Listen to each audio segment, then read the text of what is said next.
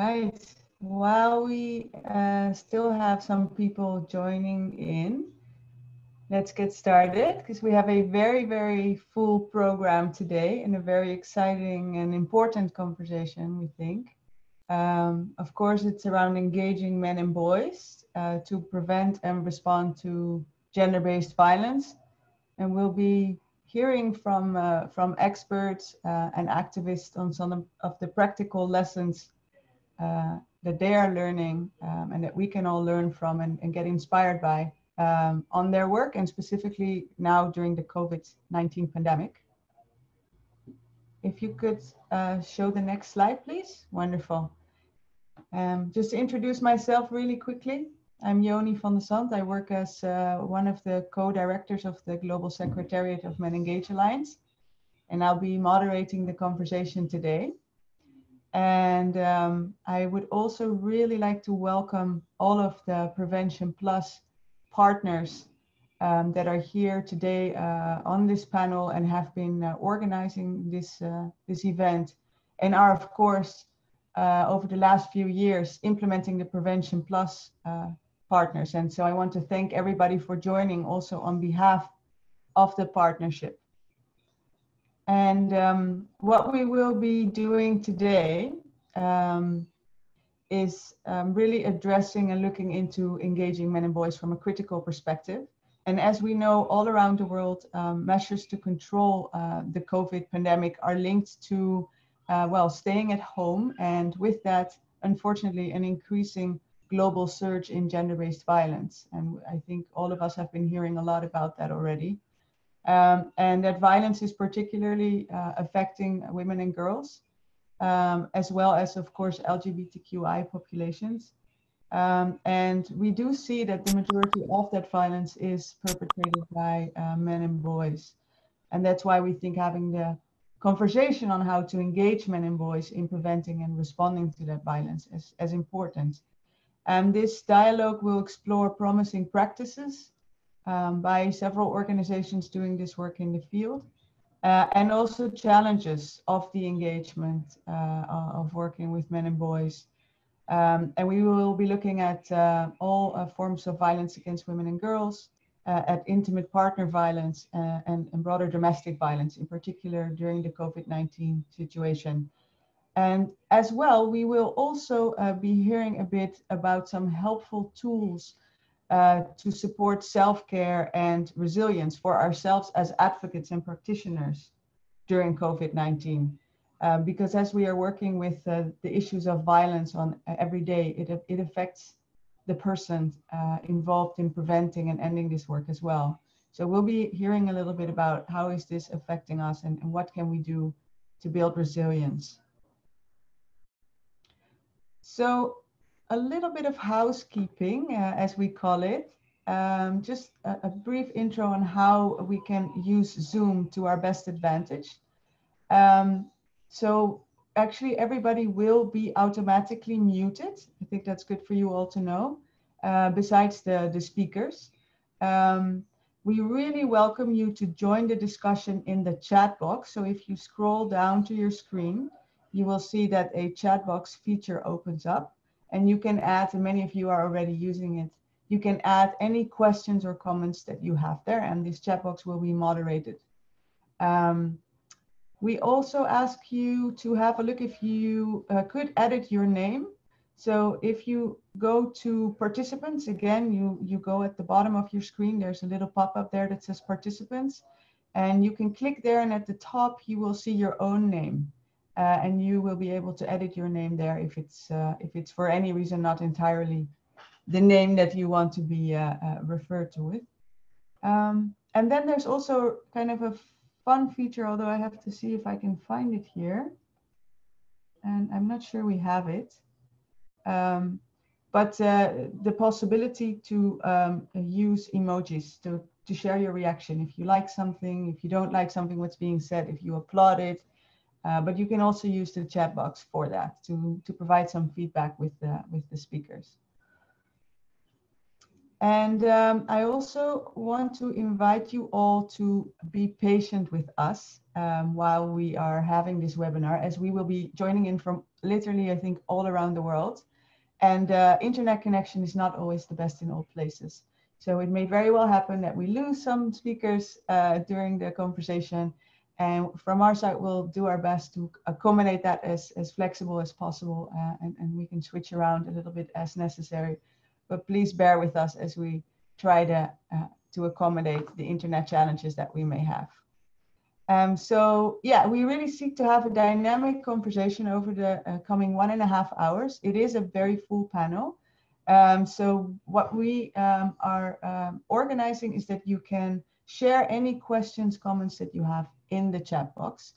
And to test that out, I would now like to show the next slide, where we are all going to say hello in our own language. And we invite you to do that in written form in the chat box. So you can use whatever language you feel most comfortable with. And let's just see everybody's contributions here. I'll be saying mine in Dutch.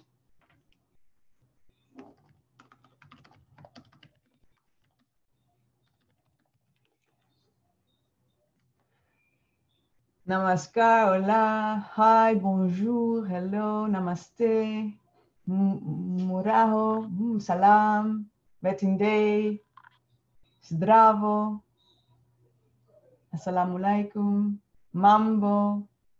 Wow, we have really, the world is amazing. We have so many beautiful languages. Mana, wana, wow. Marhaba, slao.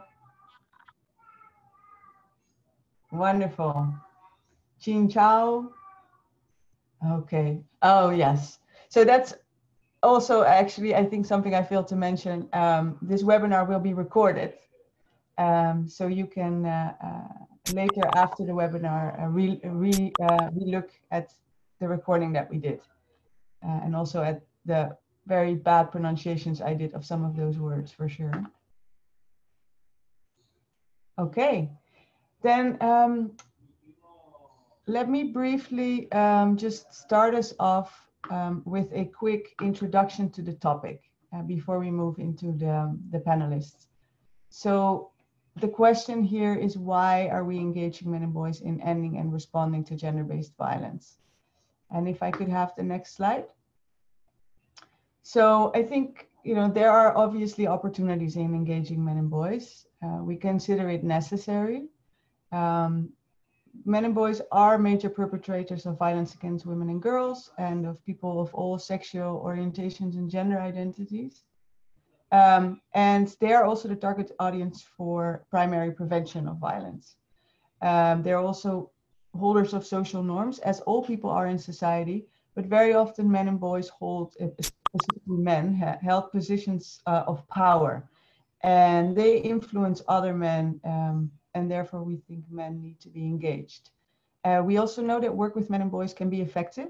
The evidence base on this is growing, and especially if it's done in gender transformative manners, and we get back to that in a bit, because we really need to dismantle the harmful norms and attitudes and customs, stereotypes and inequalities in power and privilege when we are working with men and boys. So yes, it can work very well, it can be effective, but it has to be shaped under certain conditions, and we get back to that in a while. So we know from that evidence that work with men and boys can have positive transformative impact on the lives of women and girls. And of course, when we're working on women's rights and empowerment and gender equality, that has to be, our objective. And it's important to highlight that this work with men and boys kind of as a focus area of work has been done also for a very, very long time, for many decades, with women and girls and by women's rights organizations and feminist organizations. So it's nothing new. I think what is relatively new perhaps is that there are coalitions such as Prevention Plus that focus specifically on this area of work, rather than as one of the several elements in the overall work that's being done. And if I may have the next slide, I think this is also important. Of course, there are also challenges to work with men and boys, and the increasing attention that it has received over the previous years. And we're very aware of that as Men Engage Alliance and as the Prevention Plus Coalition. So we really want to emphasize that the work with men and boys and on transforming masculinities should not be seen as the next silver bullet that's going to solve everything. It is one strategy among many. It's important that this work does not compete for resources with women's rights organizations, with feminist groups, or that it overtakes the feminist agenda and the political space of that work.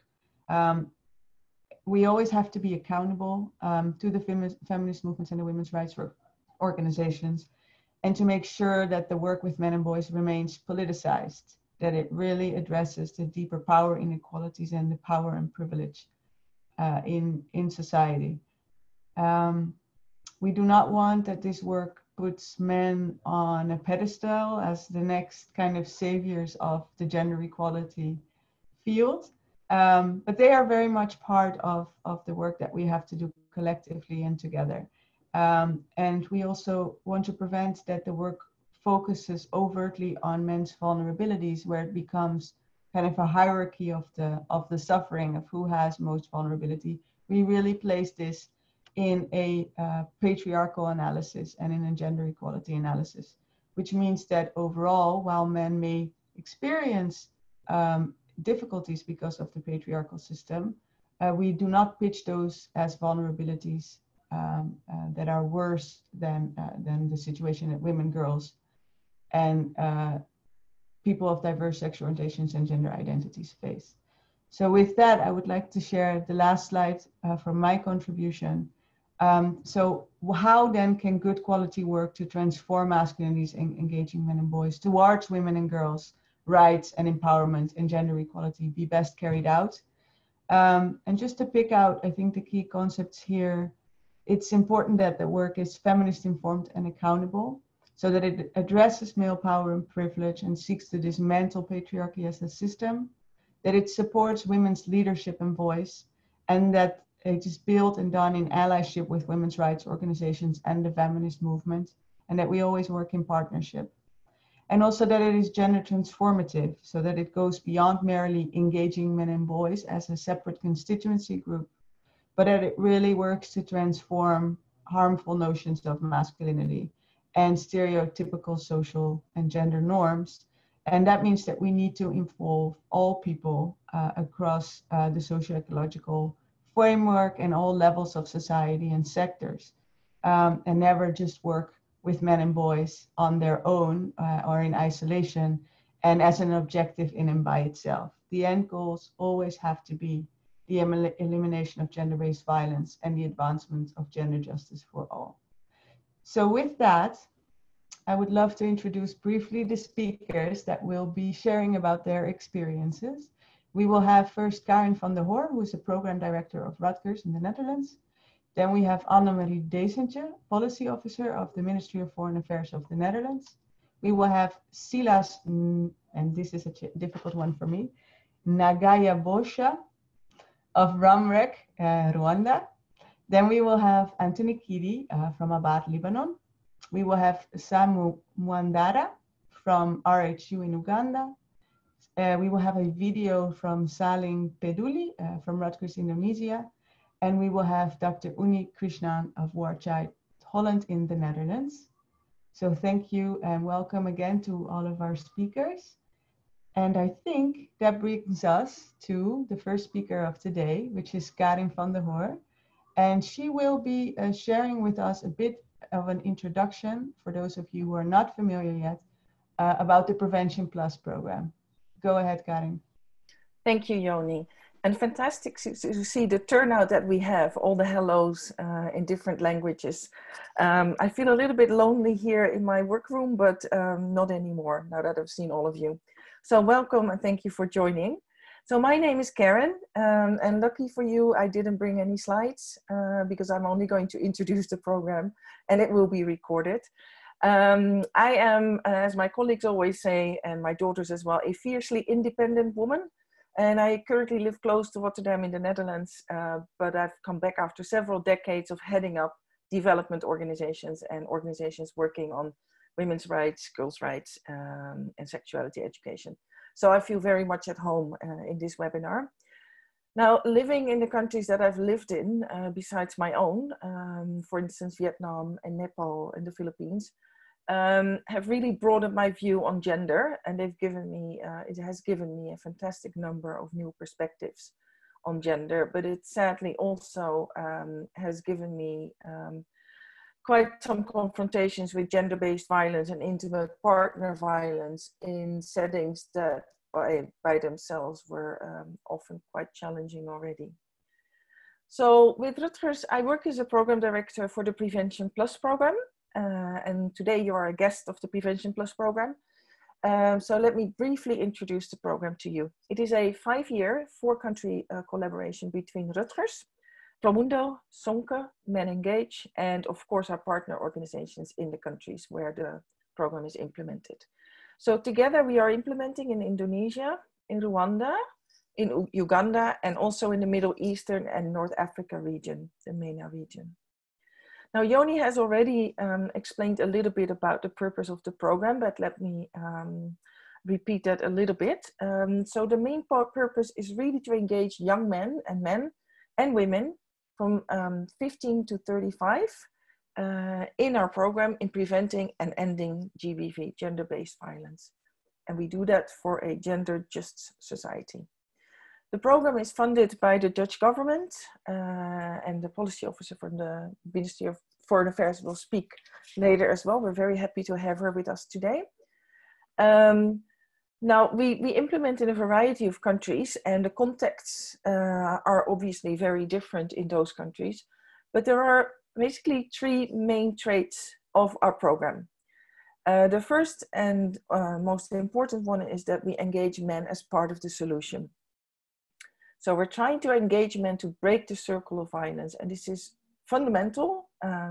It can also be quite difficult. And we do realize that men must be given time to process the impact that gender socialization has on themselves, but also on women and girls and their communities.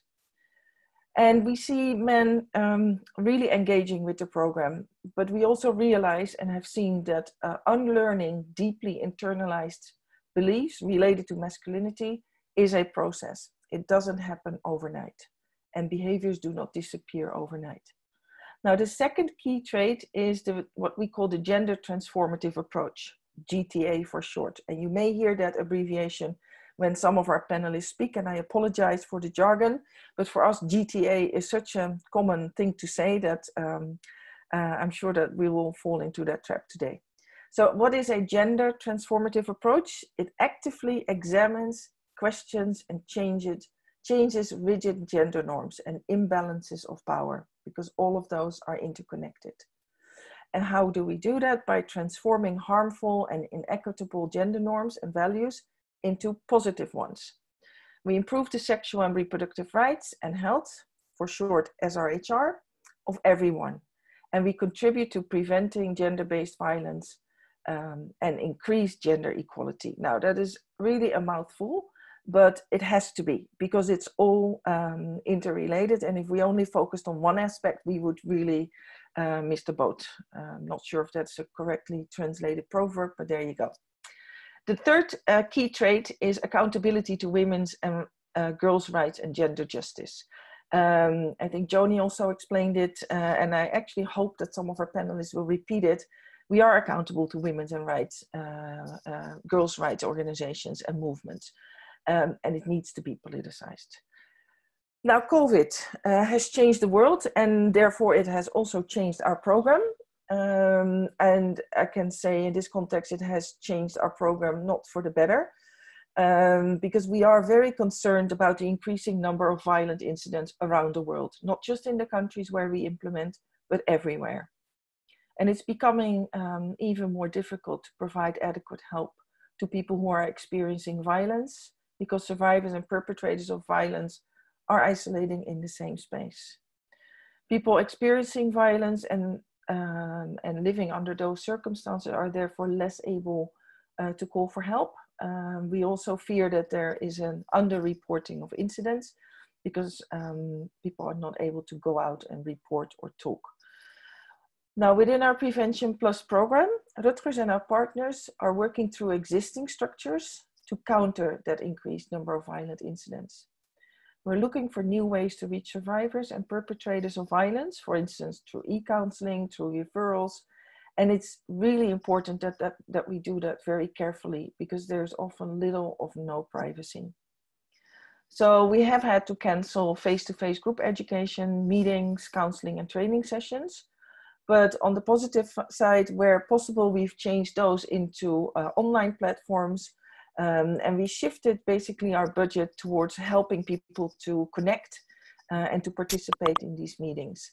For instance, by covering internet and phone credits for participants.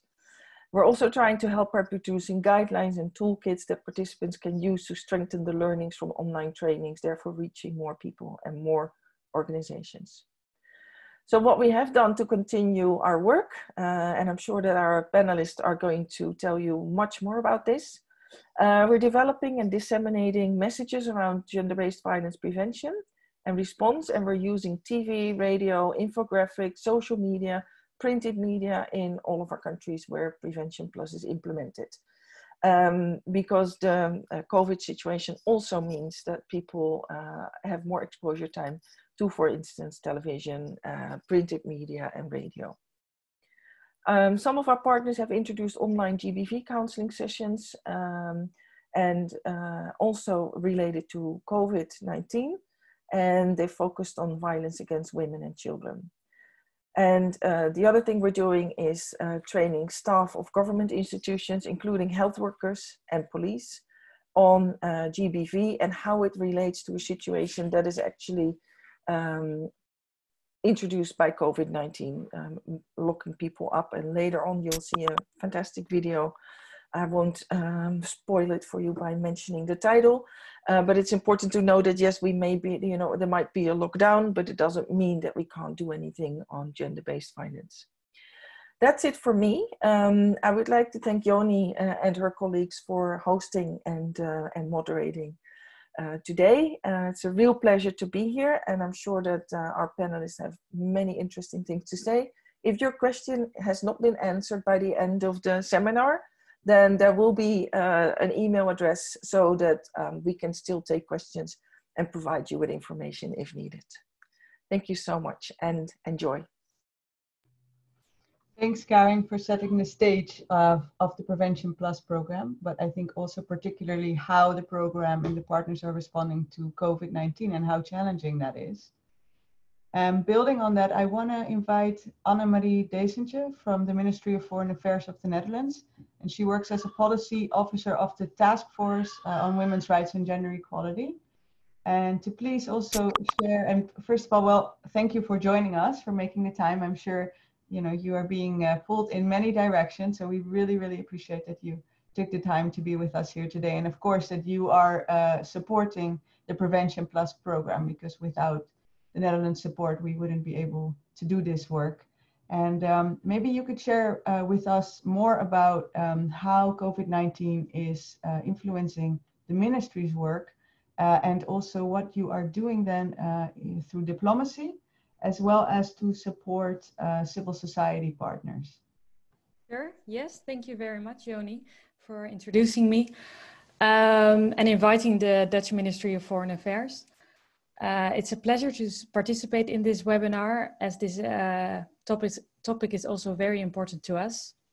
Engaging men and boys is and has been one of our key priorities in achieving gender equality and combating all forms of violence against women and girls. A big component of, for example, our Women, Peace and Security program is countering harmful gender norms, amongst others, by including men, boys, and religious and community leaders.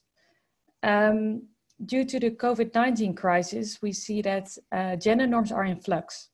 There is a lot of attention and praise for female healthcare workers, but we also see that decision-making processes are getting more exclusive and less accessible for women, as speediness is giving the highest priority.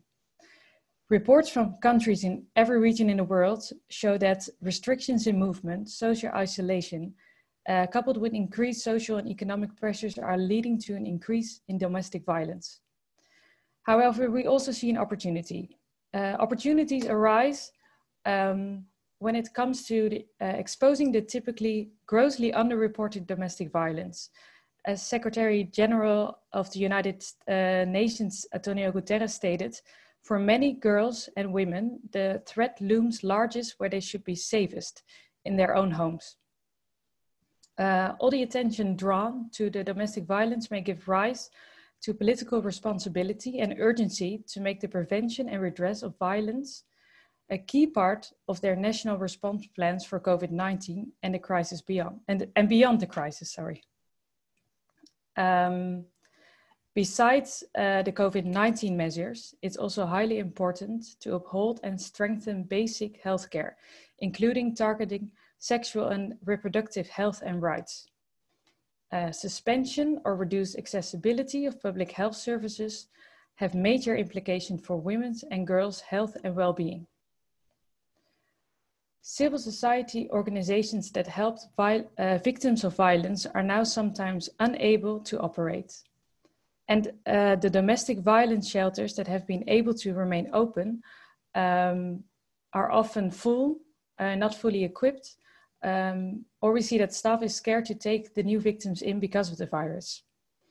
And to prevent gender norms from setting back and counter the rise of violence against women and girls, the Netherlands believes that it's crucial that women and women's rights organizations are consulted and meaningfully engaged in decision-making processes at all levels regarding the COVID-19 response. To make sure that the response corresponds with the need of women and men, girls and boys, as well as marginalized groups, taking an intersectional and adequate gender analysis are crucial. Also, the Netherlands thinks that rapid and direct COVID-19 interventions are key in dealing in this crisis. On a very short term, Dutch Minister Kaag of Foreign Trade and Development Corporation has set up an emergency fund of 100 million euros for humanitarian aid, socio-economic resilience, and prevention measures for developing countries and in which gender is a cross-cutting theme. This fund will mainly be implemented by multilateral organizations such as the UN, World Bank, IMF, and a few Dutch CSOs in the humanitarian sector. Some of our existing strategic partners can change their activities to COVID-19 related activities after their proposal have been approved by the ministry. And also partners that implement smaller programs can propose mitigating COVID-19 measures for approval as long as these contribute to the original results and activities. Besides that, the Netherlands has a central role of UN, has called for a central role of UN women in shaping the UN response to COVID-19, emphasizing the need for a gender responding approach. As a board member of the Women's Peace and Humanitarian Fund, the Netherlands has supported the establishment of COVID-19 emergency response window, which aims to support grassroots women's rights organizations responding to global pandemic and crisis settings. Furthermore, the board has decided to allocate $2.5 million of the available core funding for 2020 to this window, which was also supported by the Netherlands. And lastly, the new strategic partnership that will start in 2021 under the SDG 5 fund will need to take into account the impact of COVID-19 crisis in the position of women and girls on gender equality and sexual and reproductive health and rights. The strategic partnerships that are to be selected, and the announcement will be on Friday, will elaborate full program proposals in the upcoming months. Thank you very much for your time. I hope this gives you a bit of an insight in how the Netherlands is working towards a more gender responsive approach to the COVID-19 response. Thanks so much, Annemarie, for joining us and also for sharing a little bit about the leadership that the Netherlands Ministry of Foreign Affairs is showing to support civil society organizations in responding to COVID. That's really appreciated. And let me just put in the chat box actually the website of the ministry, because I'm sure many people will have a lot of questions and want to read more about the work that the ministry is doing. So it's there. We will also share some more resources via email after this call. So we can include some of the links to the information that you shared there, so that people can really also follow up to what you were only able to present, of course, in a couple of minutes. Thank you so much for joining us. We will now hear from several speakers who are implementing the Prevention Plus program. And we will start with Silas and Nagabosha.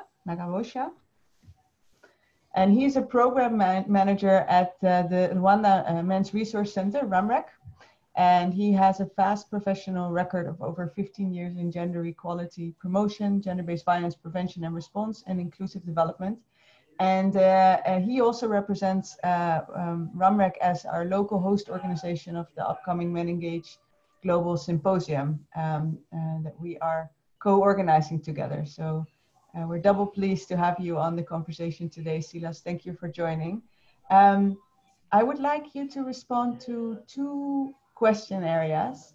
And we'll be asking actually very similar questions to the other speakers from the Prevention Plus implementation. So the first is around how your work on engaging men and boys and transforming masculinities looks like in practice in the response to gender-based violence.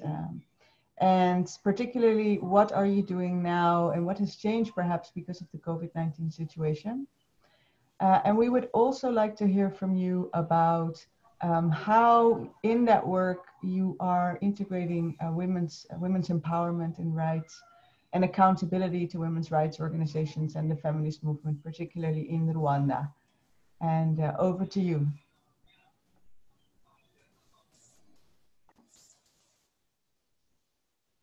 Silas, you have to be unmuted. I think you can do that yourself. Oh no, I can do it actually, I think. There we go. You have the mic. Thank you very much, Yoni.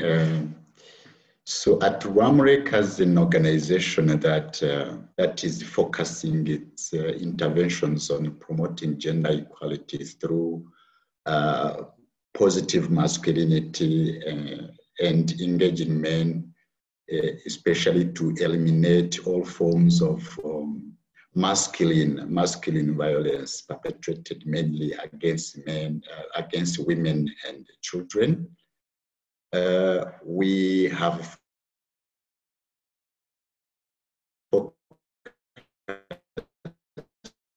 our interventions so that change of those masculine threats of masculine behaviors and practices that are fueling gender-based violence.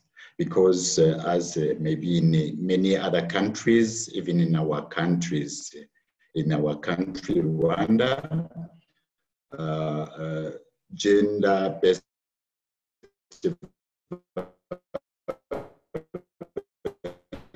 violence is mostly perpetrated by men and boys. Specifically, COVID happened unexpectedly, like maybe all of us, and it happened in a situation where we still have persisting negative social norms that fuel gender-based violence and IPV, and it happened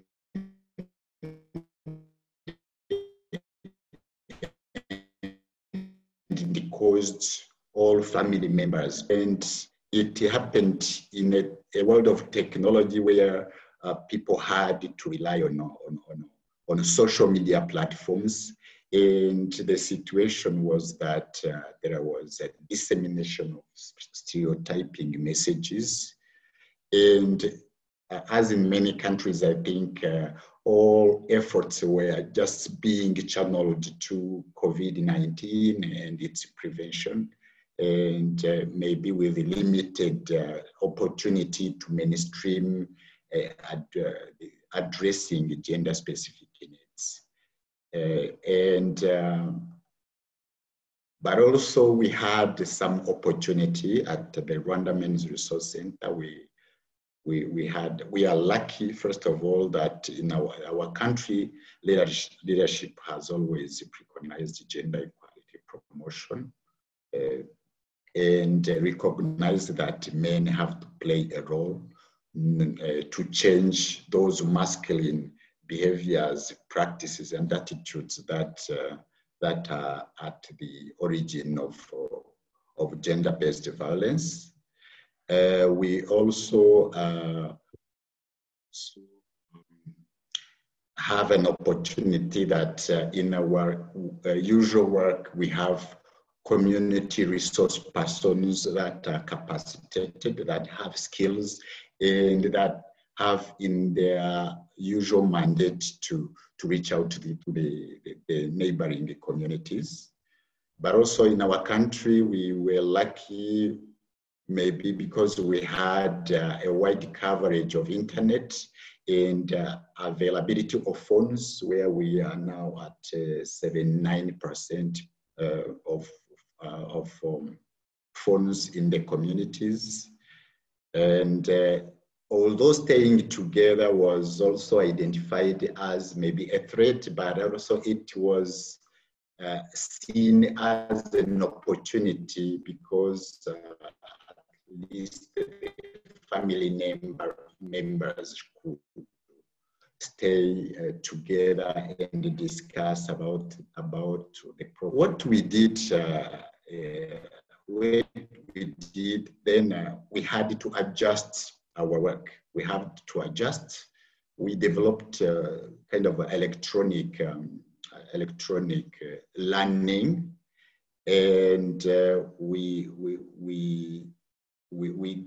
disseminated them through our community focal persons.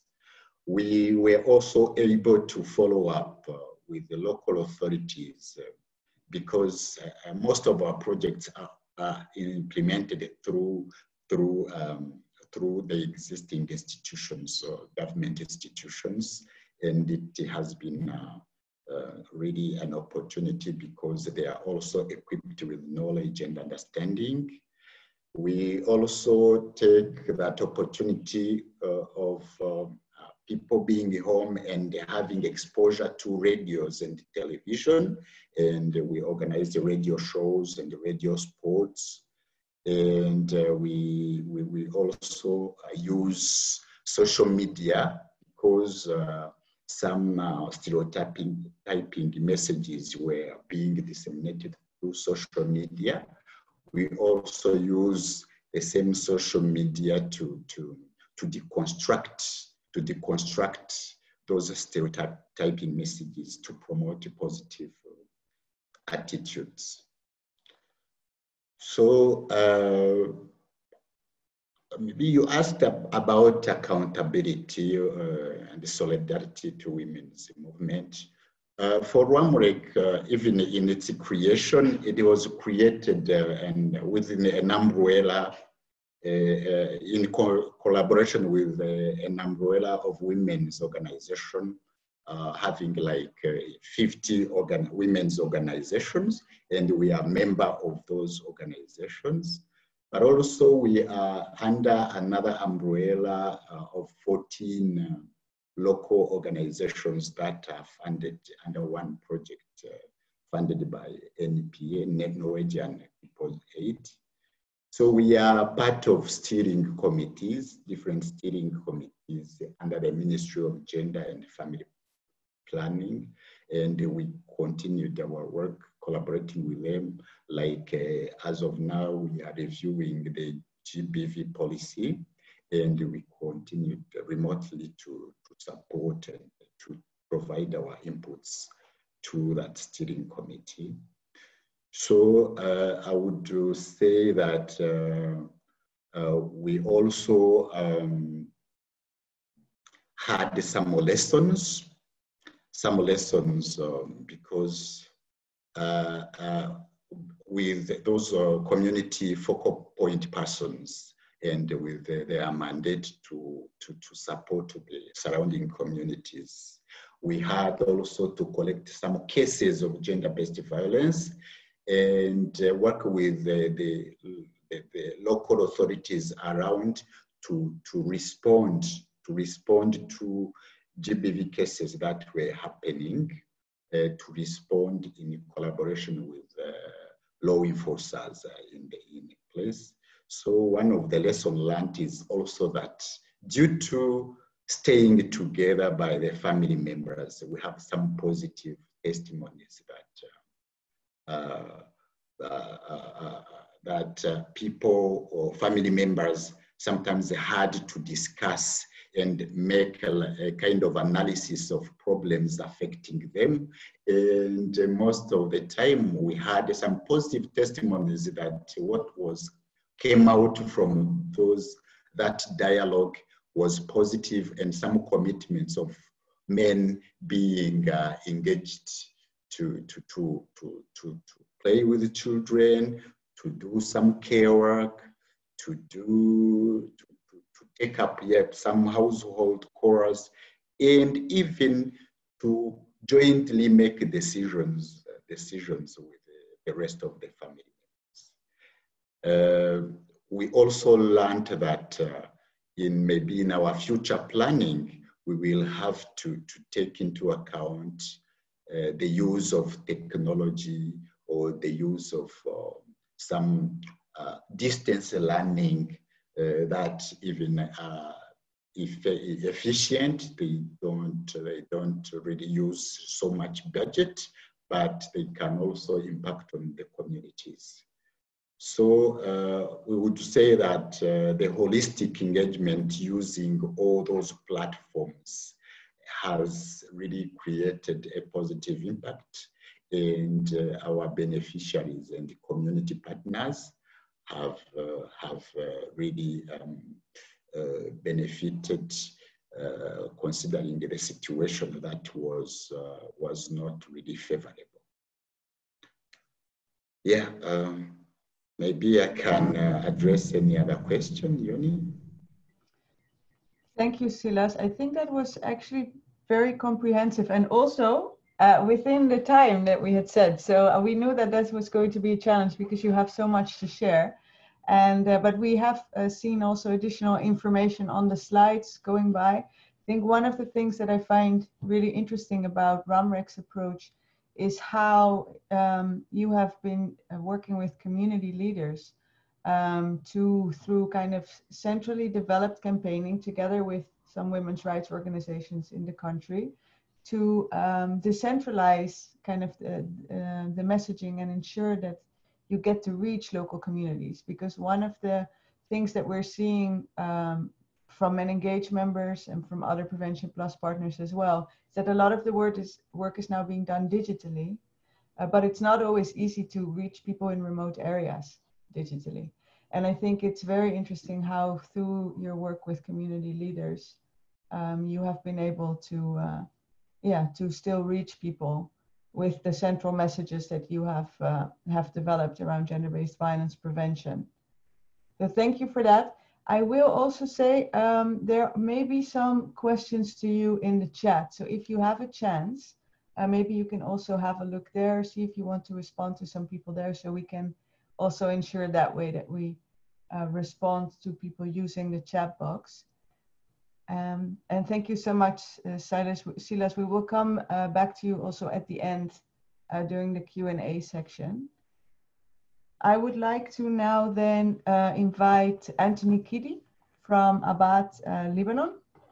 And Anthony has been working on men and masculinities for a long time.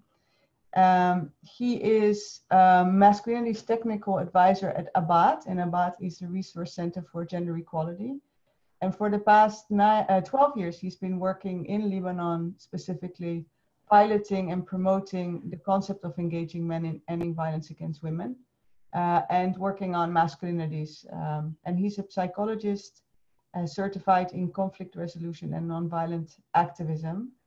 And Anthony, we would love to hear more from the work that Abad is doing, that you are doing in the context of Lebanon, specifically again around those two questions. So one is how you're working on engaging men and boys and transforming masculinities to respond to and to prevent gender-based violence, and how has that changed, or what's specifically happening because of COVID-19, and also how in that work are you working to contribute to women's rights and empowerment, and work in partnerships with other women's rights organizations and feminist movements in the country.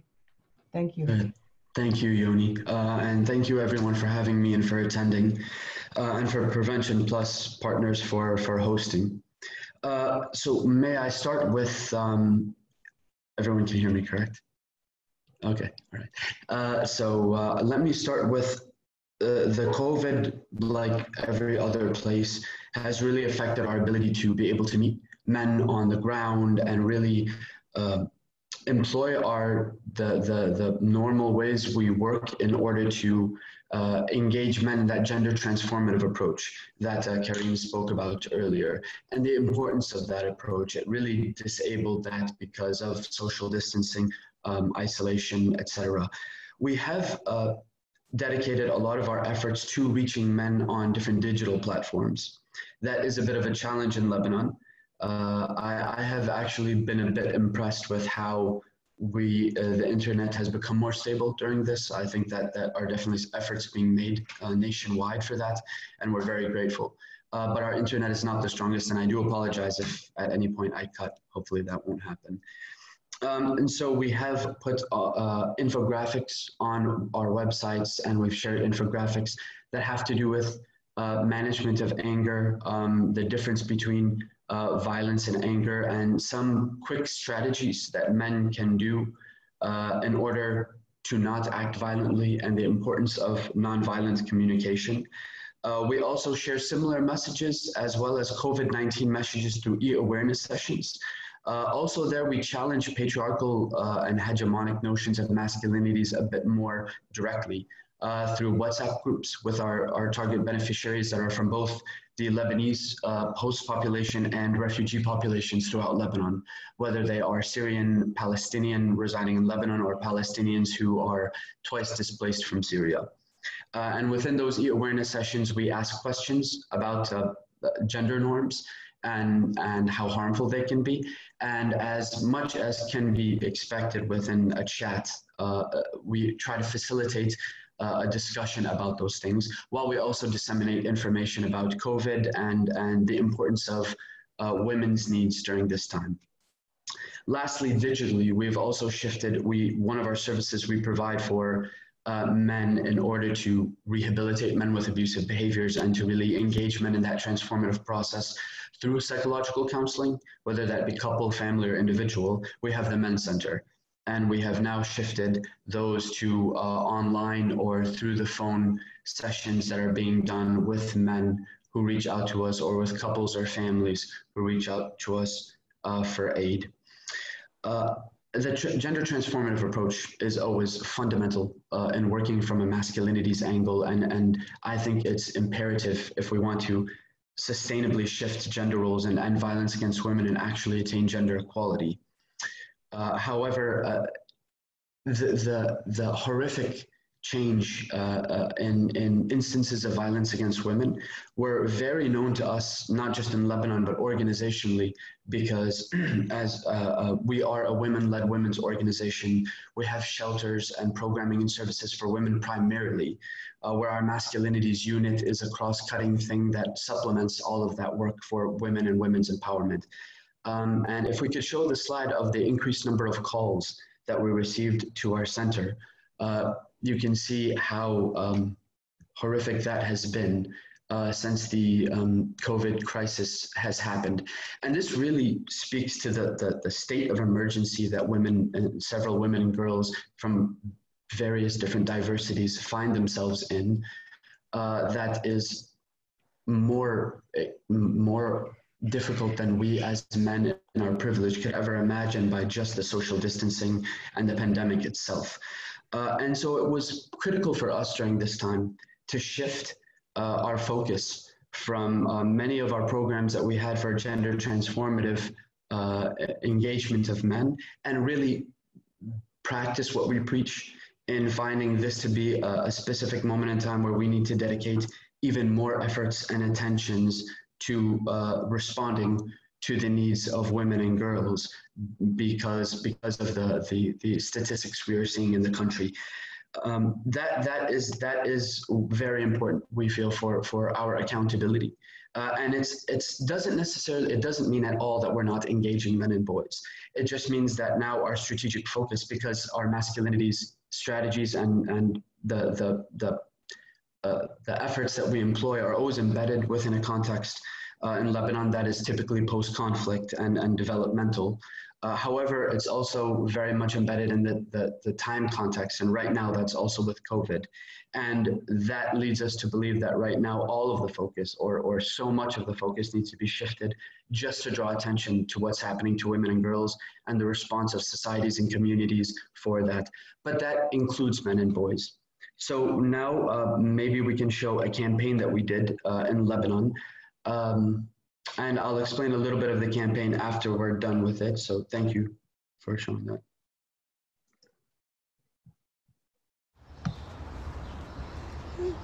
إذا محجورين ببيت آمن ما تقولوا هيدا حبس، لأن في نساء عن جد محبوسين مع سجانهم وعم يتعرضوا كل يوم لأبشع أنواع التعنيف. بس نحن قادرين نمنع الحجر إنه يتحول لحجز، ونوقف التعتيم لنوقف التعنيف. بالشهر المخصص عالمياً للتوعية ضد العنف الجنسي خلينا نوقف من بليكين الخميس 16 نيسان الساعة 6 حد كل امرأة معنفة، حتى نشاركن تضامننا وننشر على أي شرشف أو قطعة قماش الرقم يلي خصصته منظمة أبعاد لمساعدة النساء المعنفات السجينات ببيوتهم. خلينا ننشر هالمرة غسيل نظيف ورسالة أمل وتضامن. الحجر لسلامتك مش للتعدي عليك وإهانتك. حجر مش حجز. So this campaign was really accentuating a historical, socio-cultural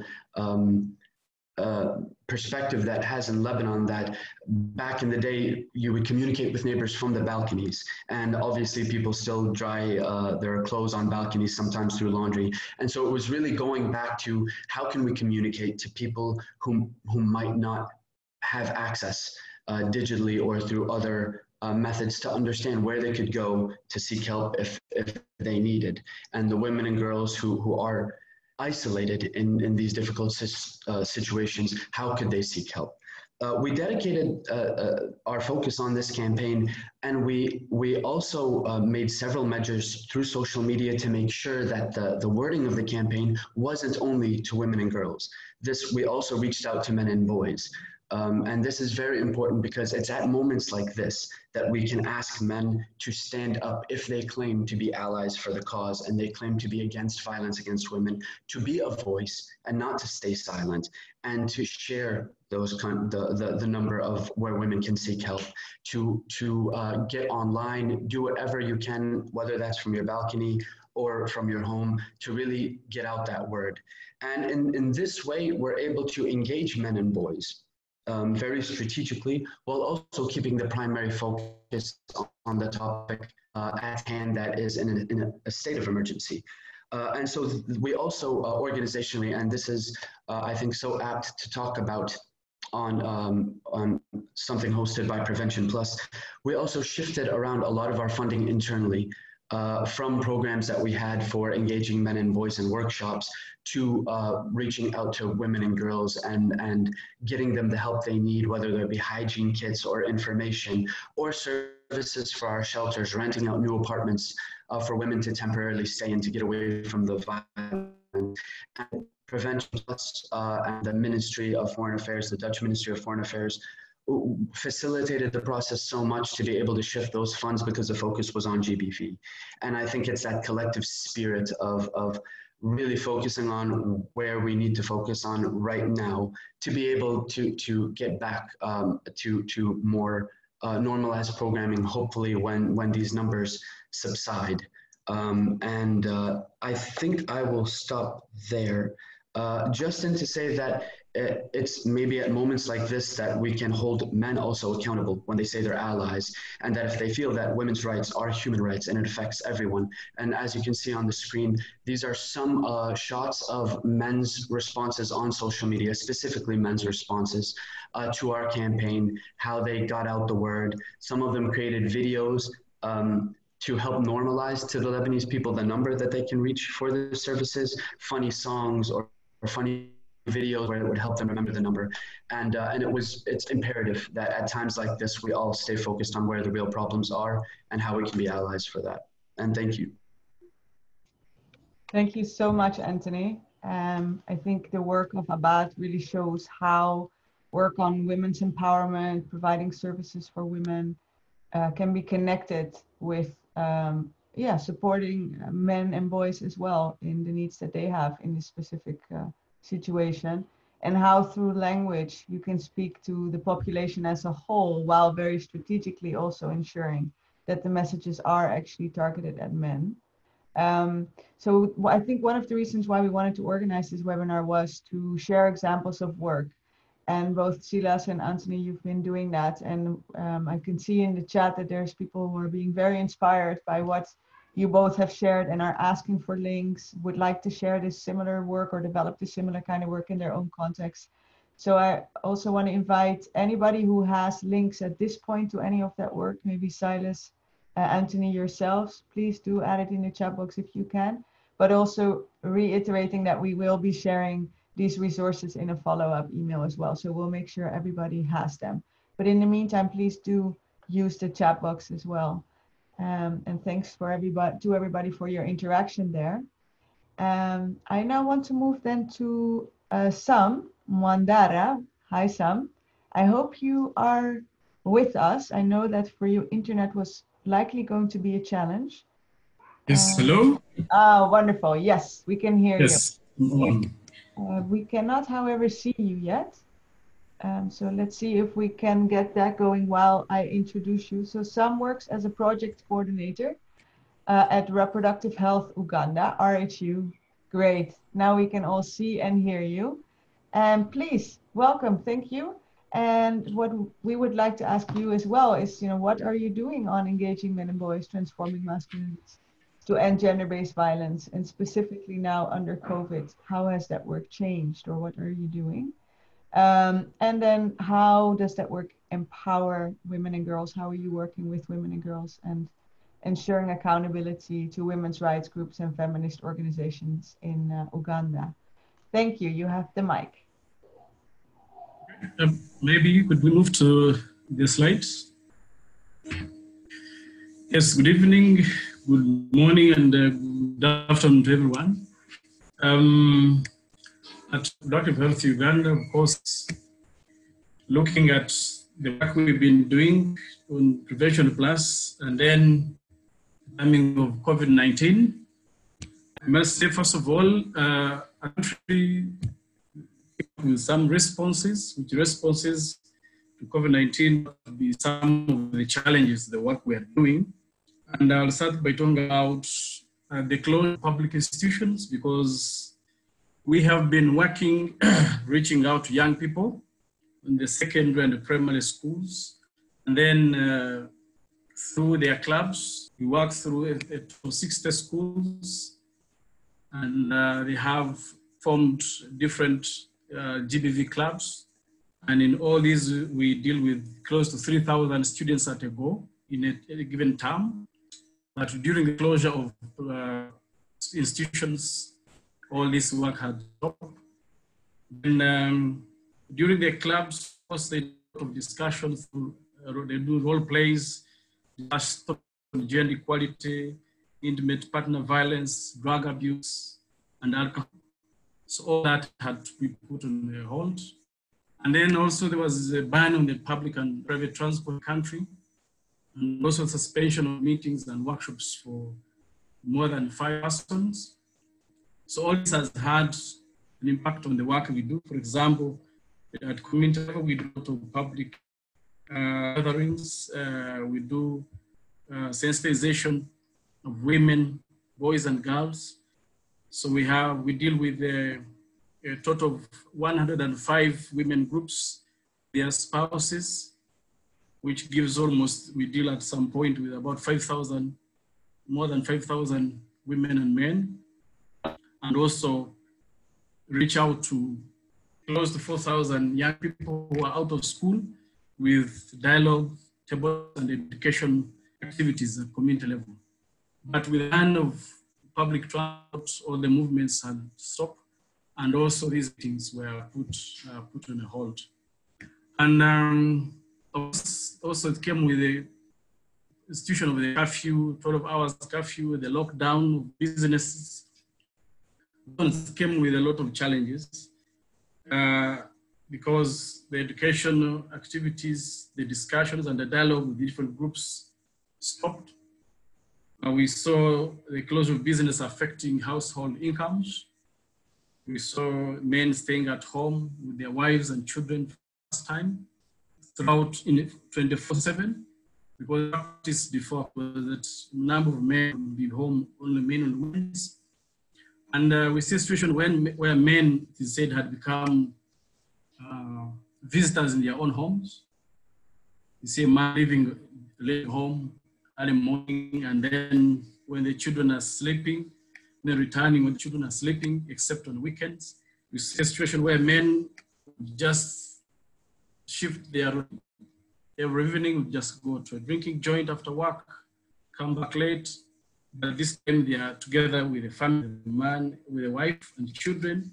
But all that created a different scenario, a lifestyle which men not bear, and that has given rise to quite a lot of gender violence in the country. In terms of other health conditions, there's been a focus on COVID-19 and also ignoring other health like challenges of HIV and AIDS, the cancer, malaria, antenatal care, postnatal care. So all these have been overshadowed by COVID-19, and we have seen, given the rise in mortality, these cases, women are not able to access health facilities. Those who are getting battered, beaten, are also not getting services because of the limitations in terms of the movements. And also dying on going for antenatal or going to deliver. So COVID-19 has had its own impact, these other health conditions. But however, we have seen some opportunities that have come with this situation. Because by men staying home, it has also provided as an opportunity in terms of men being mobilized at home, men staying together with their spouses for many hours, children, and this giving up an opportunity for have an interaction and getting to know each other and having another life. We also see, for example, a high rise in the listenership in terms of the radio. People now are resorting to radio programs. They listen to radio because they need to get more information, more updates about COVID, more updates about what is happening elsewhere. We're also seeing an opportunity also on the TV. The viewership is high. People are glued to their TV screen. We're also seeing an opportunity for social media platforms. So there are various platforms that we're using. So people have more time to concentrate on media. We also have a lot of commitment with civil society organizations and institutions. So we are working quite closely with more than 60 CSOs and institutions who include religious and cultural institutions and civil society. We're also seeing work government. However, in terms of responses to the challenges, we have had to increase the frequency of radio program, taking advantage of that. As you can see this picture where we have the police and also the community development officer, women participating in the radio program, responding to the questions, the concerns from the community. Also came up with the radio spots. I mean, use of drama on radio. We developed radio drama skits. We developed scenarios where men and women are interacting on gender equality issues, integrated issues of COVID-19. And this has been very instrumental. Then also we use social media platforms, e.g. Twitter. You see that we do a lot of engagement now that young people and the general community are free. They do a lot of tweets with some questions and they respond. And also we run TV talk shows and radio sports messages, TV sports messages. We also have counseling. So we have a team of village health teams who sometimes we call VHTs. They help in case identification. They also do the counseling, but also do the referrals. So we work with service providers, police, the health workers who receive cases in court and also provide support. We also engage cultural and religious leaders. We work with them mainly on radio. We also host phone-ins, WhatsApp and email messages for collection when we want to collect data on various aspects. And also run the Skype webinars and virtual meetings. Next slide. This is one of the pictures where recently, I think it was yesterday, but one, we had a chat with one of the two staff and inviting young people, general public to participate on issues around how to get access to internet and GBV services during this period. Move. Next slide. In terms of the accountability and solidarity with women, go back a bit. So, like I mentioned, we have worked close to 105 women groups. These groups have, each group has a network of about 50 or 60 members. And we've been working closely with these ones, especially in the design of our messages, designing the intervention to respond to the pandemic. We also work with them in the development and testing of our messages that we use on radio and also allow them to participate in these programs. We also host regular updates and feedback meetings, which we've been doing online with them in regard to COVID-19 and what we're doing. And also other women rights organizations, examples, FIDA Uganda, this is and also Action Aid, they're all part of the referral pathway. So we are working with these organizations to provide counseling services and support to survivors of gender-based violence. And also we target women movements as informants to do a lot of stuff. Now we are doing evaluation of the project, but these groups have been part and parcel of the discussion to evaluate the program. We also include work with these groups during the dissemination of messages on radio, on TV, and as well as consulting them on meaningful engagement of young people in the communities. Last but not least, I must say that GBV, I mean, the COVID-19 has presented an opportunity, much as a challenge, for men to reflect back to their role they play at household level, because we have seen an increase in household level conversation and communication amidst the different challenges we're seeing of violence. It is also an opportunity to use through the radio and other social media to engage them on how they can coexist and do joint planning and decision making at household level.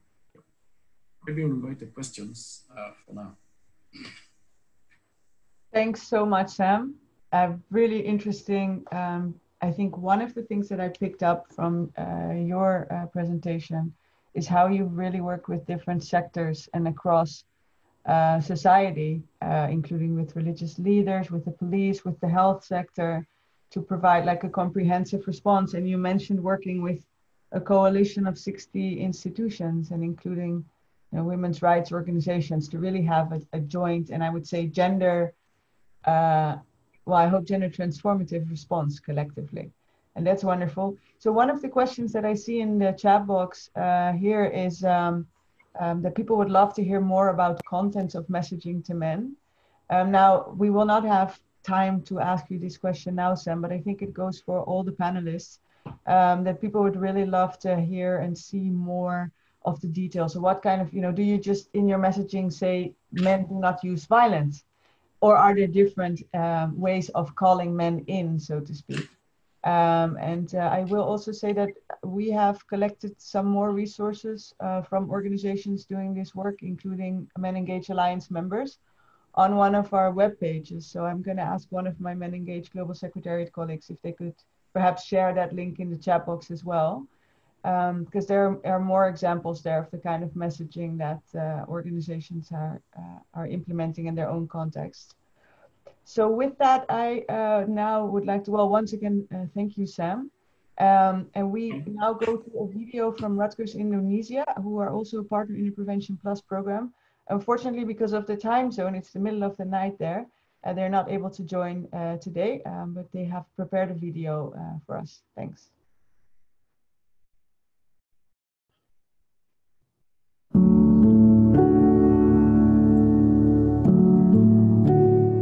Saat ini kita sedang dilanda musibah dengan adanya wabah virus corona. Hal ini membuat pemerintah membatasi aktivitas kita di luar rumah, sehingga mau tidak mau kita harus mengerjakan pekerjaan kita dari dalam rumah. Tentu hal ini sangat berpengaruh dengan penghasilan kita dan bahkan ada yang kehilangan pekerjaan untuk sementara waktu. Nah, tentu situasi ini sangat berat dan akan berpengaruh dengan ekonomi keluarga kita. Sebaiknya kita perlu berbicara dengan anak dan istri kita sehingga mereka memahami situasi ini. Banyak aktivitas yang bisa kita lakukan saat berdiam diri di rumah. Kita bisa menemani anak belajar, bermain, membantu mencuci piring, mencuci baju, bersih-bersih rumah, dan lain-lain. Juga jangan lupa jaga kesehatan, sayangi keluarga, tetap sabar, semangat, dan selalu tetap optimis. Pandemi COVID-19 turut meningkatkan kasus kekerasan dalam rumah tangga. Seruan pemerintah serta WHO untuk stay at home atau tetap tinggal di rumah bagi sebagian orang justru menimbulkan risiko dan tekanan baru. Kondisi ekonomi dan sosial yang tidak stabil membuat perempuan dan anak lebih rentan untuk mengalami kekerasan. Rifka Anissa sendiri mencatat selama pandemi ini berlangsung kasus KDRT cenderung stabil bahkan meningkat. Hal ini karena korban KDRT mengalami kesulitan untuk mencari penyelesaian permasalahan, baik karena pengadilan ditutup maupun lembaga pengadaan layanan yang hanya dapat melayani via online. Mengikuti anjuran pemerintah untuk melakukan stay at home memang dapat mencegah penyebaran COVID-19. Namun di satu sisi yang lain, bagi para korban KDRT, harap segera untuk dapat melaporkan kasusnya agar dapat segera diselesaikan. Lebih baik lagi, hentikan KDRT, marilah laki-laki dan perempuan saling bahu-membahu bekerja sama untuk menghadapi wabah pandemi. Situasi pandemi COVID-19 seperti saat ini sudah mengubah banyak rutinitas kita menjadi di rumah aja. Belum lagi, situasi ini menimbulkan rasa takut, cemas, dan khawatir pada banyak hal. Rasa takut, cemas, dan khawatir ini bisa terjadi pada siapa saja, perempuan maupun laki-laki, terutama kita sebagai laki-laki yang diberi tanggung jawab atas keluarga yang tanpa kita sadari dapat menjadi tekanan. Ya, pada dasarnya perasaan-perasaan tersebut merupakan hal yang wajar. Namun apabila perasaan ini tidak mampu kita kelola, maka orang terdekat yang ada di rumah bersama kita rentan terkena dampaknya. Oleh karena itu, tidak masalah bagi kita untuk mulai membuka diri, terbuka pada diri sendiri, menceritakan tentang perasaan kita karena kita tidak sendiri. Keterbukaan ini akan menyehatkan kita atau setidaknya membantu kita untuk menjadi lebih produktif di rumah aja.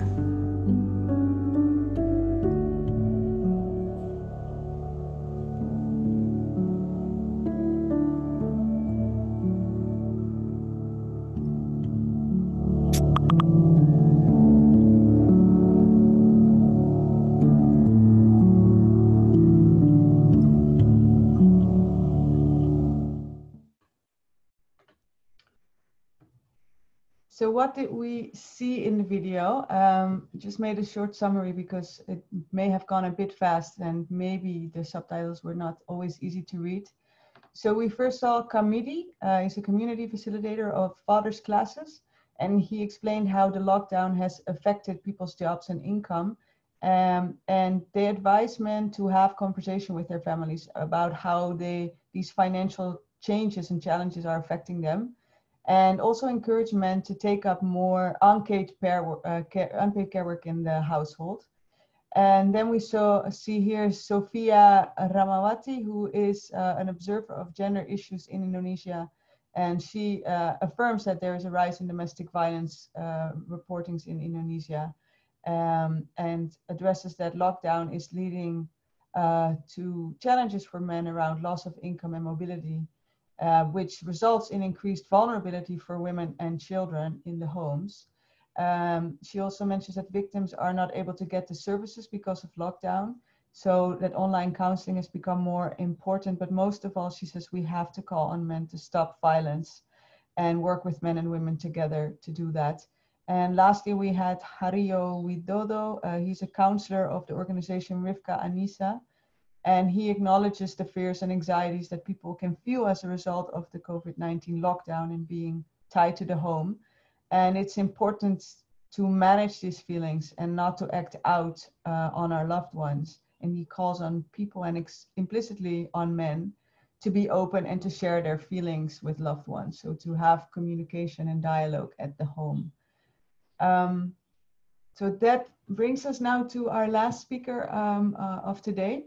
I want to invite Uni Krishnan of War Child Holland, the Netherlands. For more than 20 years, he has worked in health and humanitarian situations in places where people struggle with disasters, wars, mobs, microbes, terror, military, and extreme weather events. So a lot of horrendous things. And he has worked in leadership and management positions in some of the leading development and humanitarian agencies. And currently he is humanitarian director of War Child Holland. He's also worked as co-author and contributed to develop the World Health Organization's Psychological First Aid Interagency Standing Committee guidelines on mental health and psychological support in emergency settings, and the Sphere Handbook on Humanitarian Standards. The organization and Uni himself are not part of the Prevention Plus Coalition. We're really happy that you are here with us today to add value from a different perspective that I think has really come up during COVID-19, which is how do we also care for ourselves as advocates and activists and practitioners working on seeing and hearing about violence on a daily basis. How do we take care of ourselves? What have you learned? What advice would you like to give us to deal with these challenges? You have the mic, please go ahead. Thank you. Good day, everyone, and thank you, Prevention Plus program, Karen and Rutgers, for inviting me, and thank you all for joining. I'm impressed. I see participants from all 6 continents, including from Australia, where it must be very early on a Friday morning. So good morning, people who are joining from Australia. Firstly, allow me to register my sincere appreciation to the excellent presentations by other panel members. It takes a lot of courage to share such stories and experiences. Also, allow me to express my sincere appreciation for the support and the consideration from the Dutch government on the matter. I am not actually a rights activist, and I won't pretend to be one. I work mostly as a humanitarian worker, and today I will focus on the humanitarian dimensions and specifically the emotional aspects of this pandemic and self-care. There are some key values which we need to remember when we talk key values and principles when we talk about humanitarian action, such as the right to receive assistance and the responsibility of the rest of the humanity to provide such assistance. That makes all of us to do our bit to address gender-based violence in a pandemic or in a humanitarian setting. So I work for an agency called War Child. To summarize it in one sentence, we believe that no child should be part of war ever. So if you look at today, it becomes extremely important that we attach utmost importance to values and principles, and including principles such as reducing human suffering, doing no additional harm, and protect the most vulnerable. We keep hearing in this pandemic that we all are in this together. We may be in the same storm, but I believe different people are in different boats. Some boats are very shaky. Some people are more vulnerable, especially children, girls, and women and refugees. They're on the top of the list. So this week, my colleagues from War Child in occupied Palestinian territory told me a story of a 17-year young girl. So when my colleagues met this girl, the child was in a bad condition. They also learned that her father had remarried. Her mother, perhaps the only caregiver, has also been exposed to extreme violence, including sexual and gender-based violence. For a combination of reasons, the child is now introverted, depressed, and refuses to interact. Series of events have left a scar on this child. This pandemic is only amplifying her anxieties.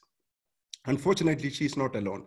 In Uganda, my colleagues found very recently during a survey in COVID-19 setting that 55% of the respondents said that domestic violence is a key risk for girls.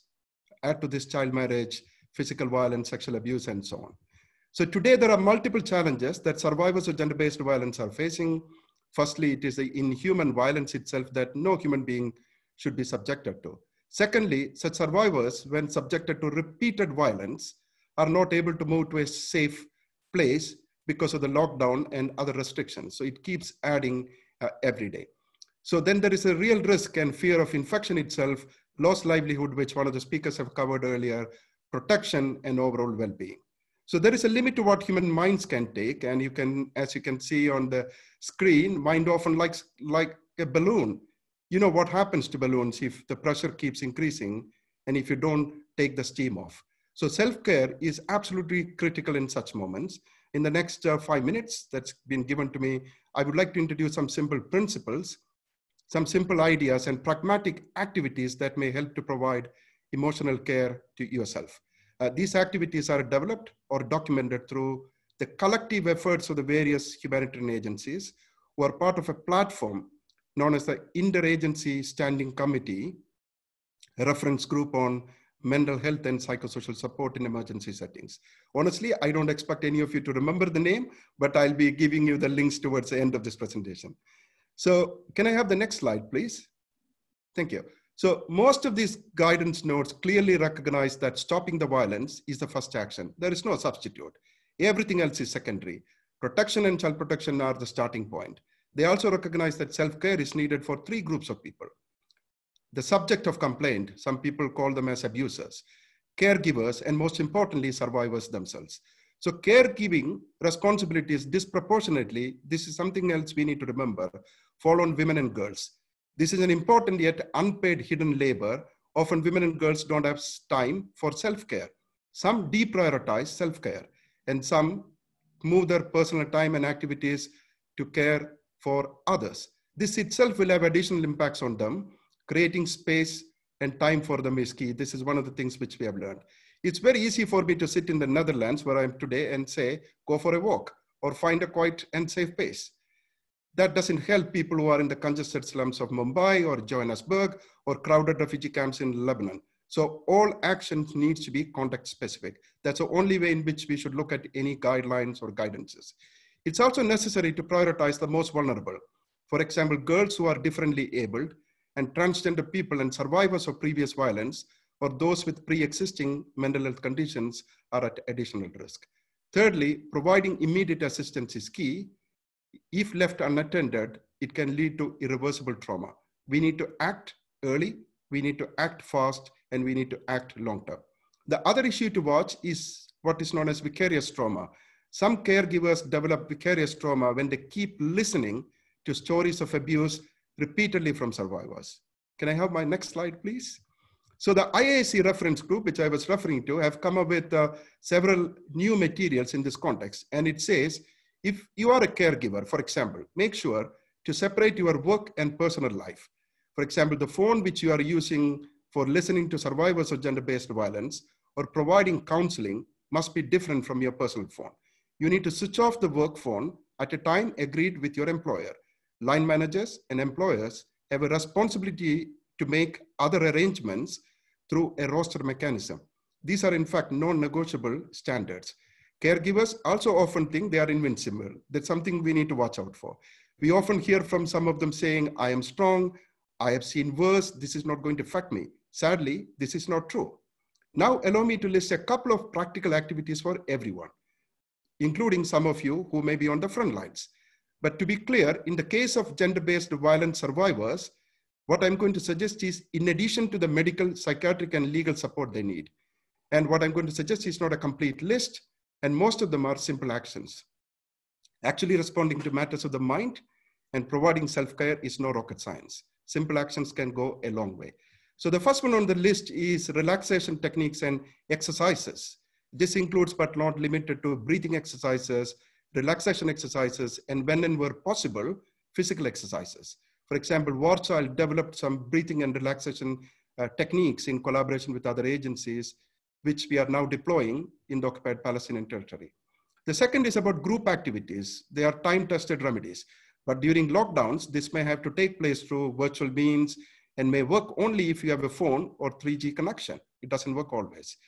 One of the best resources, and this is the main thing I would like to introduce today, one of the best resources I've come across is what is called as a 14-day psychological well-being diary. You can see it on the screen, the main image you see there, which is developed by the Hong Kong Red Cross. It has daily activities for every day to stay physically and mentally active and healthy. This is a very good reference and inspiration in difficult moments. So 14 days are around the 7 wellness principles of mind, sleep, eat, exercise, work, love and friendship, and play. So for day one, for example, the objective is aiming to get a sense of personal confidence and control. It suggests some simple steps such as setting up small achievable goals. Well, these may look very simple, but as I said, this is exactly these small steps that make a big difference when it comes to matters of the mind, like some reading, talking to a friend. There is a list you can find. I will be very happy. I hope the organizers share it with others. So for example, day 3 talks about mindfulness in practical and secular terms. It is about exercises to bring peacefulness and to stay at the present moment. Many of my colleagues and other fellow frontline workers are always practicing this. And day 9 is about relearning old skills. There is never a bad time to start or go back to art or music. Lockdown is a good place to start. So my last slide, please. So I would like to actually congratulate the organizers for bringing a spotlight on this issue and help us to learn and be better prepared for the next wave. The next wave of this pandemic is not a question of if, but when. And I believe the humanity will emerge more compassionate and stronger through this crisis. It won't happen automatically. We need to pay attention to some of the hidden and not so well-known issues such as the matters of the mind. And most importantly, collaborative efforts are key to make this happen. That is what we do between now and the next wave. Thank you for listening. Thank you so much, Uni, for, I think, a warning at the end that we all have to be prepared for, but also for giving us some very clear, concrete tools that we can work on for ourselves. I was just reminded that, you know, taking care of oneself is a feminist act. And I think feminist activists have really raised awareness on the importance of self-care. And, you know, because of the kind of work that we do, we bring our whole selves to work. We very often do this as activists with our hearts and minds and everything, but it's also important to set boundaries so that we can also close ourselves off sometimes for all of those influences and just be with ourselves and our friends, our family. Thank you. Thank you, very inspiring. So we now have, even though we're getting close to the end of the webinar, what I would suggest is that we do take another 10-15 minutes, because we have a couple of questions that we really would like to highlight and hear from some of the speakers on. Tom, if you could show the next slide, because I understand if some people have to leave at this point. So we just wanted to thank everyone for joining so far. And if you have any further questions, comments, etc., please send an email to info@rutgers.nl. So the coalition will follow up on what your interests are. And as said before, we will definitely share resources and the recording in an email after the session. So then, for the last 10-15 minutes of the webinar, for those of you who are able to stay with us a little while longer, there are 2 questions that we would like to highlight that came out from the chat box, and there were many more, and I see also some of the panelists have already started responding in writing, so that's wonderful. But we want to do just one more round to hear about 2 questions. And I want to thank Sulaiman of Sonke and Jennifer of the Men Engaged Global Secretariat, as well as Kate of Rutgers, to monitor the chat box for us. So one of the questions here is, I heard some presenters refer to positive masculinity. I know about negative notions of masculinity, but can you elaborate what is positive masculinity? Because in my view, that is again like reinforcing the power and privilege of men and put them on a pedestal. And the other question we have here is, in planning related to social behavior change activities, many programmers are hesitant to disseminate anti-violence messages. Their hesitation is related to a fear that messaging could spark violence rather than reduce violence. It would be incredibly helpful to hear more from the speakers on the content of the messaging and the programming that is shared. What guidance documents that can be used to shape those efforts. So again, that question around messaging has really come up a number of times. I would now then like to first invite Sam to respond, as we know that you may have to leave because of the curfew that you have in Uganda. So Sam, please, would you like to respond to any of these 2 questions? And then we'll go to Silas and Anthony, and finally to the other panelists to see if they want to add anything more. Yeah, thank you for the question. Let me attempt to respond to the question. For example, from here, for us in Uganda, of course, we are in our work, of course, we're guided by especially the involvement of men and boys. We're also guided by the male involvement strategy, and as in the country, that was through the Ministry of Gender, Labour, Social Development, that is for prevention and response to gender-based violence. It's one of the documents that we use, especially when we're developing messages and also preparing work to engage men and boys. At the same time, especially in this particular case, I mentioned that we work with a couple of groups, especially the women groups we have. It is now they're integrated with men. So during the consultation, during the development of the messages, we involve both men and women, more especially men who are already transformed, who are the champions, and they share their perspectives, their guidance in terms of what kind of questions, what kind of message do we put up, without definitely causing any harm to men, putting it very positively. But we also, in messaging, do a lot of involvement of the cultural and other religious leaders, of course, having their perspective, but also, again, we involve the different groups of men in testing the kind of messages that we want to put across, either for radio or even the materials that we want to use. So there is some level of involvement of the men themselves to be able to make it them comfortable with the kind of message that we put outside there, but also guided by the different tools like the male involvement strategy. Thank you, Sam. And would you like to respond to the positive masculinity versus negative notions of masculinity question? I'll leave it for Silas maybe to respond. Thank you. Sure. Thanks.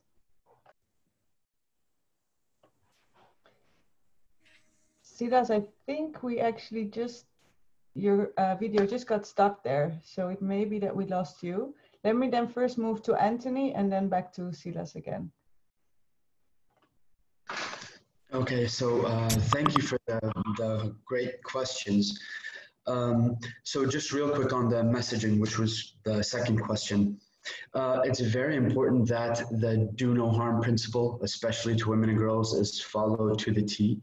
And for this, we recommend talking to the people on the ground and the frontliners and the ones who typically deal with women and girls.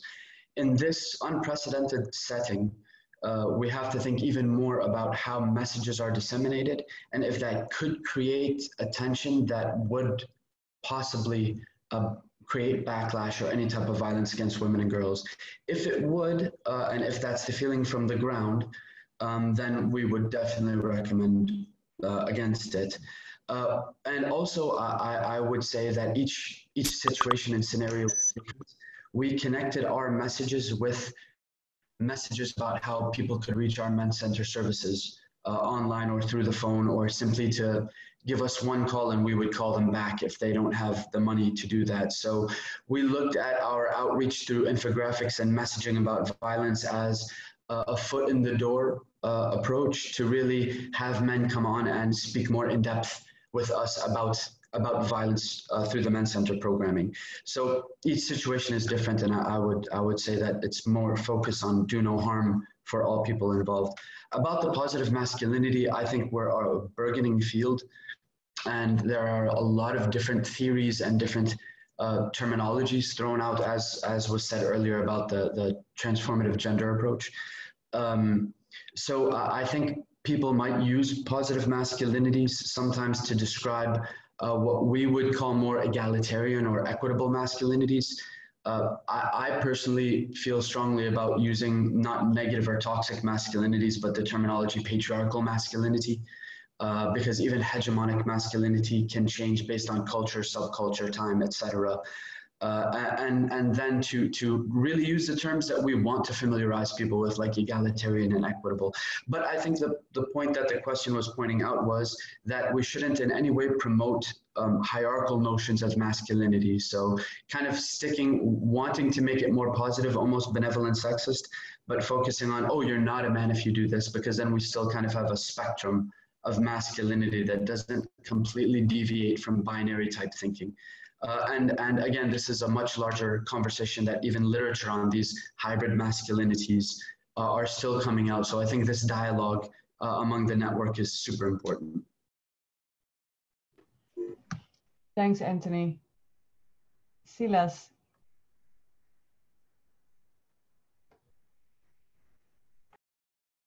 Thank you, Yoni. If I may start by the second question, I agree that the messaging or developing messages and disseminating them, we have to pay attention to a number of things. From experience at RAMREC, as I wrote in the chat box, we take into account three things. First of all, the messages have to address more masculinities, manhood, or the social-cultural definition of what it means to be a man, and its different repercussions on the society than just targeting men as individuals. This helps a lot because men don't feel accused as individuals, but the masculine behaviors, practices, and attitudes that are negative are addressed, and it can help men to feel that they can change. The second thing, the messages have to speak to the heart, and they have to reflect the realities of what is happening on the ground, rather than importing some other realities from abroad. That's why in developing messages, we worked closely with the community focal point persons to develop messages that are reflecting the reality on the ground. The third thing, the third thing is that masculinity, if I may say, is not really men were born loving, caring. They were also born good. But what the problem is that society that surrounds them, and in shaping that masculinity, I think there is a take of different players, and if men feel that they are also victims of their own negative, I'm using it again, negative masculine behaviors and practices, I think it becomes much easier to embark on a change. Coming back on the first question that is maybe related to the second, I think if we translate it even in our own languages, it becomes much easier, because it's all about what negatively impacts on what will positively impact on men themselves and on the way they interact with the surrounding, including fellow men, including women and children, and as I previously said, what they benefit. I think men have to discover what they benefit from adopting positive masculinities. So I think it's a matter of how we name them. Otherwise, it evolves. But I think when we translate it into our own languages, it works better.